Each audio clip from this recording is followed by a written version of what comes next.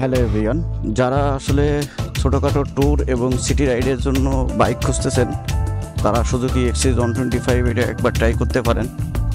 আমার এটা আমি আসলে রাইড করতেছি মূলত অফিসের জন্য এবং সিটি টুকটাক কাজের জন্য।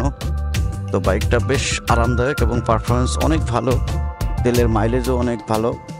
তাছাড়া আপনার ব্রেকিং কন্ট্রোল বলেন বা অন্যান্য যে দিকগুলো বলেন, একটা বাইকের তো সব কিছুই পারফরমেন্স ভালো থাকে না, তারপরেও যেটা থাকা দরকার সেই হিসাবে বাইকটা আসলে অনেক পারফরমেন্স ভালো আছে এবং এটা রাইড করেও অনেক আরামদায়ক এবং মজা। চাইলে এটা আপনারা ট্রাই করতে পারেন যারা নতুন বাইক কিনবেন সিটি ট্যুর এবং অফিস ওয়ার্কের জন্য।